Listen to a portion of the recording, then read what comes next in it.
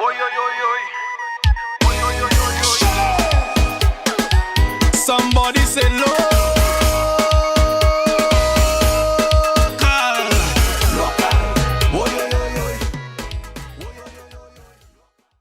Greetings to all the family, friends and fans of DAsportsVYBEZ. We're here with yet again another legendary figure in sports of Dominica. Football, cricket also, Mr. KERTIST Augustus. And he's going to take us through his journey, his football journey, his cricket journey, his sports journey. And, you know, has helped in paving the way of Dominica sports. So, Mr. Augustus, please take us from inception when you first get into sports. Okay. First, I went to the Rosa Boys School in Newtown, and after this, I went to the Dominica Grammar School, and it was indeed at the Dominica Grammar School that I got introduced to football and, of course, cricket. Mr. Augustus, before we even start, you know I passed you on the road every day. Every day, and I even had some interaction with you many times in your office, and I never knew you play football. Well, or sports on a whole. Well, from grammar school, really, you had to be active in sports. In the grammar school, I was part of the Skinner House, and the Skinner House was in fact the dominant house in cricket and in athletics. So that was ingrained and inbuilt in me. And for football, I played for the Dominica Grammar School, and there was an interesting development because in the first half, I played for the Dominica Grammar School against Comberriere, and in the second half, I played for Comberriere against the Dominica Grammar School. Explain to us how. At that time, you had the league running in two parts. Right? So, I being in the grammar school, I could play for the grammar school against Comberriere. And that was the first half of the journey. So school had priority. The school to play for the school was priority. At the time, going to school, your priority was representing the school. School, yes, yes. And of course, on leaving school, then I had to find myself into a sports club. And at the time, there was Patrick John and Thomas Baptiste and Greg Gore and this type of persons. And they were always recruiting. So they saw your skills and your ability, and they would just ask you to be part of their club. Okay, take us back to school. Before we reach the club, let's take the school. So you did not play football in primary school? No. You played in secondary school. Secondary school. And then, so now, take us to grammar school, you're making the team. Give us a few notable names on the team when you made the grammar school team. Yes, well, we had a number of pretty good players. You had Gregory Shillingford, he was the fence. You had Donald Peters, Dr. Donald Peters, he was in the goal, you know. And we had a number of other relatively skillful players. What position did you play? I was always on the outside right. Okay, attacking. I was always on the outside right. All right. Because according to Gregory, since I could run very fast and I could really and truly control the ball, it was best for me to be on the right wing so that I could feed those persons in the center. But you was on a team with guys that play multiple sports. Gregory Shillingford was a cricketer also. Gregory right? Shillingford. Well, in the grammar school, you had to play all sports, you know. Okay. You know, so you had to play for the school in cricket. You had to play for the school in football. I myself, I represented the school in St. Vincent in athletics. So you had to be an all-round player and all-round skillful. Okay, so tell us in football and grammar school as well, in terms of, give us a memorable moment, like a year. We know that when you feel like you had a great team, and you know some moment that stuck in your mind that will never come out. You know, in terms of football and in the league competing. Well, there was always something that stuck in my mind in terms of the dominant team that was playing, and they seemed always to be fearful of the grammar school, because the grammar school could then be considered as the upset team. And so playing against, let's say, Comberriere, Comberriere had to be on their best behavior, if you want to call it so, to be able to defeat the grammar school. And defeat of the grammar school was not something that you would see 4 and 5 goals. They would probably only defeat us 2 goals to 1 and that type of thing. And you're speaking about playing, grammar school playing in the National League, not in the school league? No, grammar school playing in the National League. Okay.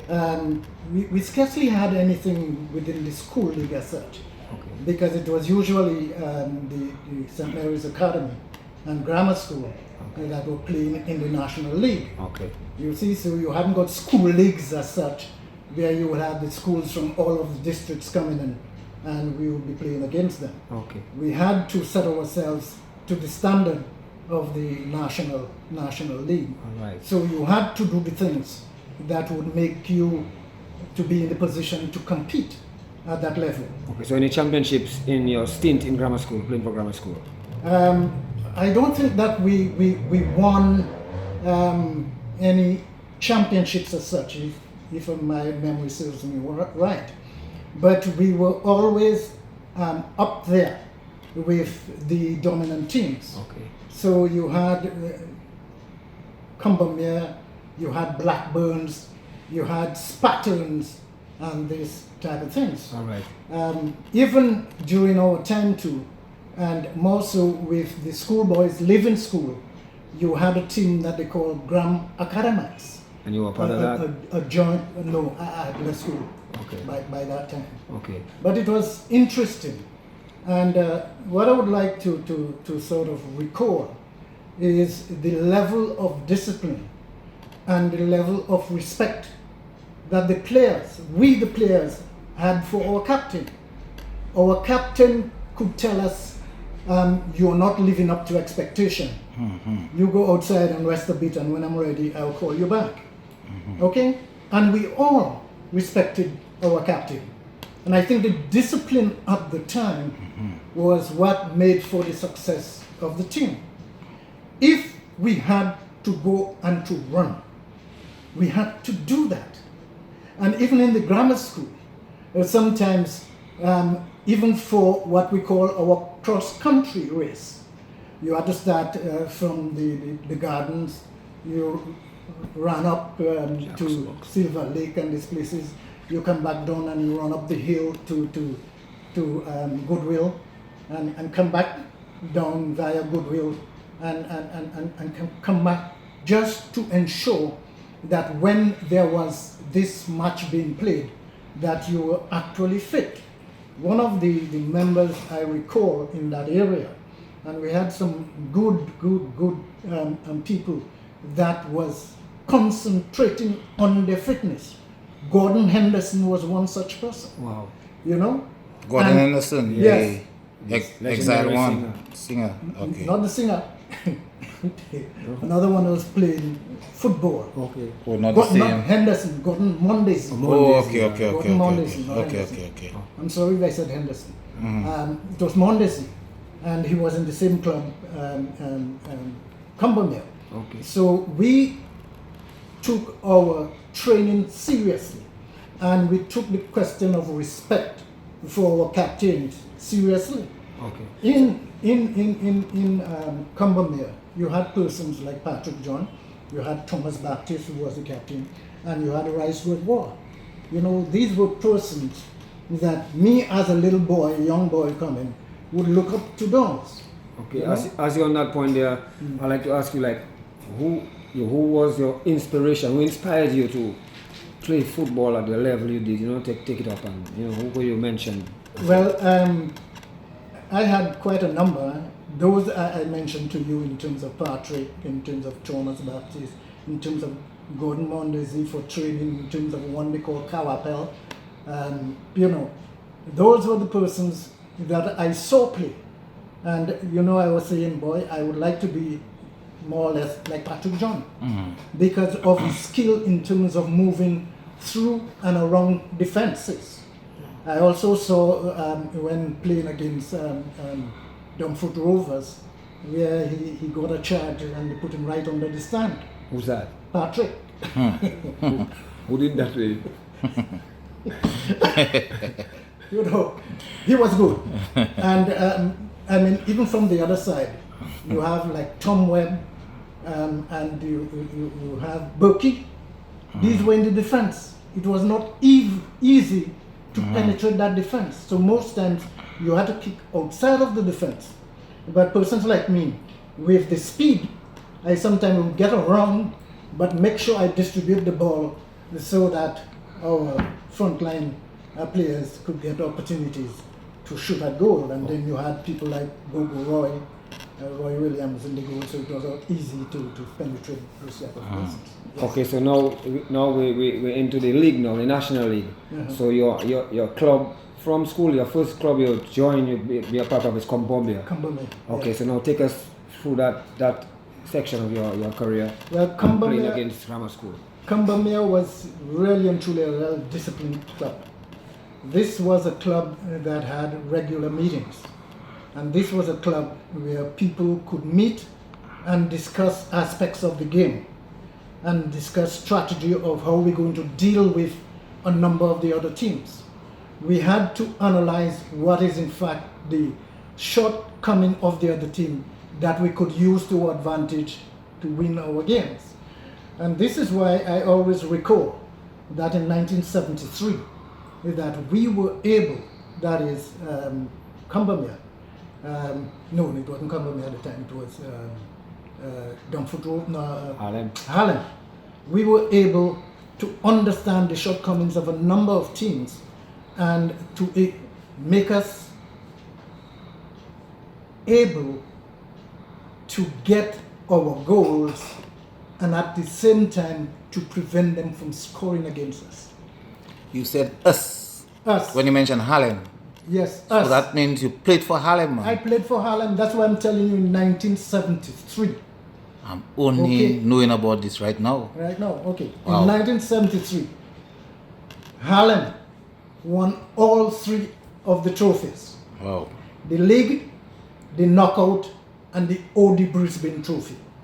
And we did that with 100% record. Yes, I. We never lost a match. Wow. I can see you shivering, Yeah, because you had some very good players. Okay, So- Fox. Okay, you had one they called Chombi. Yes. Luminous Emmanuel. Okay, you had other players like, well, I know them by their nicknames, but You can say the nickname. they were in fact one of the most disciplined teams that I played with besides Comberriere. Okay, well, it's really and truly 2 of them. Okay. And there was that discipline that was inbuilt. Okay, let's go In back. the Let's go back teams. to Comberriere and we're gonna come to Harlem. So you joined Comberriere from school. From school. So how long did you stay in Comberriere? I stayed in Comberriere for 7 years. Okay, so take us to Almost that. 7 years. Okay, so take us to that the Comberriere stint. How did that go? Any championships there? Any memorable games? Well, Comberriere was one of the dominant teams, Okay. because at the time you had other teams like Spartans, you had Blackburns. Those were the 2, Top rivals. yes, running all the time. Okay. So we were able to play against those other teams and to keep a good record in terms of the maintenance of the standards. There was a time, of course, that this other team that came from the Roseau area was in fact developing. What's the name? Kensborough? Kensborough. Okay. In fact, when I played for Harlem, everybody thought that I would have been a member of Kensborough. The thing is this. Why is that? I was analyzing the possibility for me playing in Kensborough because of the players that they had in Kensborough on the forward line. And I was saying to myself, you don't stand much of a chance when you had people like Abu and these others, you know. Yes, sir. So I say, well, let me take my chance with Newton, because in any case, my aunt is up there. So I went up and I was accepted, and then played for Harlem. All right. And I didn't regret it. I didn't regret it. Okay. A number of people called me crook. How you could be from Roseau and go and play for Newtown. But I had some links in Newtown, so it wasn't difficult for me, because Thomas Baptist's wife was extended family. And so, you know, I could say that I have some of my roots up there too, so it should not be difficult. But, you know, playing the games then, it was an opportunity for you to show off your skills. And what I was able to do was to play with the work, as you see, I still have this trade union thing in me, but to play with the other players, and they would know when to call on you. I on the right with the ball coming in, I have 3 persons in the center calling on me. So you had Chumbi, you had Fox, and you had Irvin Benoit. Wow, that's right. Okay? Yes. So when I would hear calls, I would look up to see where they are located and then put the ball to them. What I'd like was with Fox, and Fox would give me the signal that he's running through.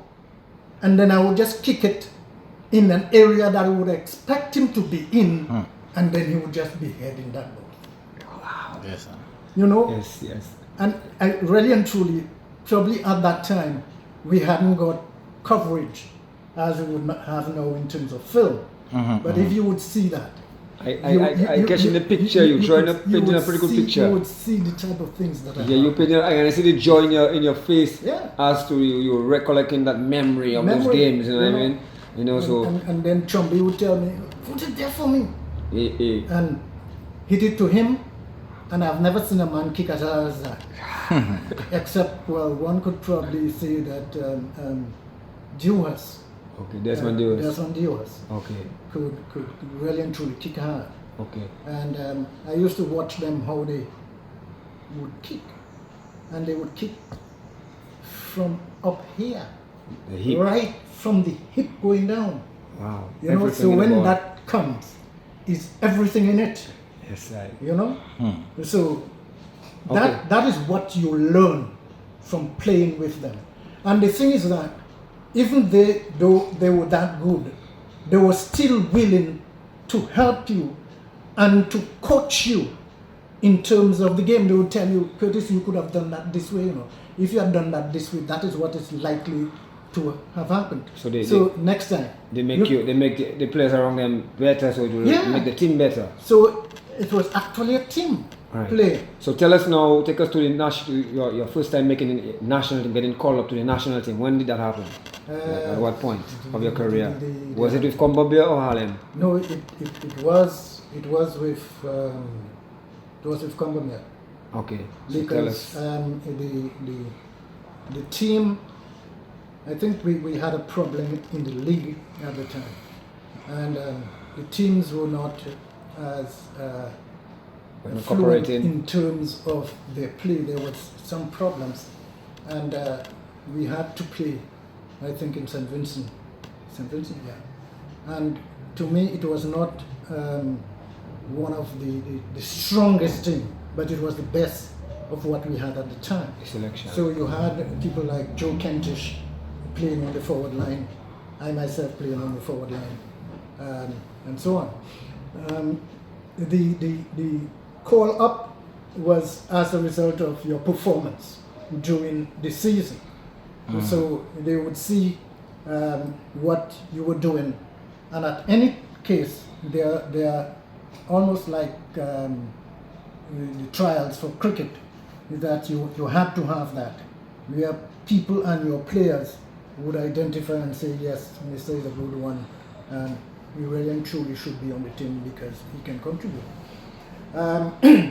So that continued like that, and it was because of the sort of dominance of the teams like Comberriere, like Blackburns, like Spartans, and so on, and the regular playing, because the league was a regular thing, and people were always looking forward to playing their games. Okay, so now tell us, like, you made the first time you made the national team, Yes. and you are going to participate in a in a competition. Yeah, the Popam content. Popam. Yeah. Okay, so tell us about that team at that time. Yeah, so we went and we played in St. Lucia, St. Vincent. It's one of the two. Who was the coach of the team, by the way? Visual Invent. Okay. Any can you remember the year? No, 70s.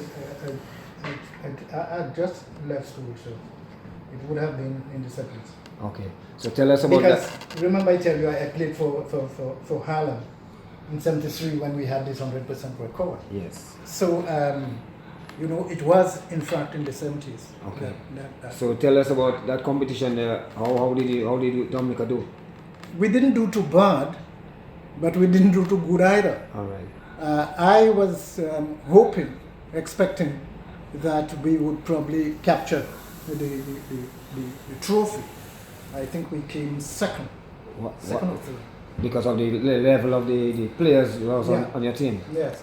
Okay. You know, but again, once you play the game, you are able to see some of the areas where you yourself fell short, and hope that you could do better in the other games. But football is a team game, and it needs the contribution of the other members of the team, understanding that it's only together and cooperating and assisting and helping each other that you could make a success out of the whole thing. You cannot have a situation where you are in fact a good player and feel that you can do it alone. That is not going to be possible. So you have to work with the other members of your team so that you could understand their thinking in terms of the game, and you could read the other team in terms of its defense so that you could use the best strategy in terms of getting around them so that you could get a goal. The Sports Vibes here with Mr. Curtis Augustus, and Mr. Augustus, just tell us one of your memorable moments with playing and representing Dominica in some tournament or something. Okay, one of my memorable moments was on tour with the national team. And again, I was moving on the right, and when I crossed the ball, the defender happened to handle the ball. You know, for all intent and purpose, the person that would take that penalty kick would have been Joe Kentish. So I stood alongside Kentish, and when the referee blew the whistle, I just ran up and kicked the ball in the goal. So Kentish was saying, "Bapalas, it is not you who are supposed to do that." I say, "I caused the penalty to be taken, so I took it. I just completed what I started." And you scored. And I scored the goal. Okay. So that was it. But Okay, and overall? in terms of overall, I think I had some pretty memorable moments, both with Comberriere, but more so with Harlem.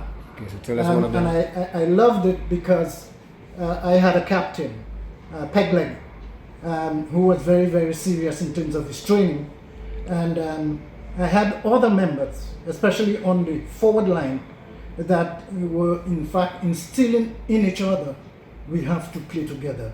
It is only we that have to score the goals. The defenders have to bring it to us, and we have to maneuver it in such a way to be able to score the goals for Harlem.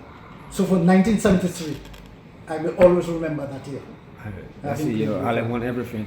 Okay, and in closing, just like you to give a little advice, a little, words of inspiration and motivation to the young players of today, in terms of how they can get the game up and get the game to the level that it should be. I would like to say to them, they have greater opportunities than we had. But what I would like them to do like we did is to instill a level of discipline among themselves and respect for the captain, and to work with the captain to do what is necessary to have a cohesive force. Training is going to be very, very important and critical for a game like football, because you constantly have to be running, and therefore it is necessary that you do the exercises to keep you fit.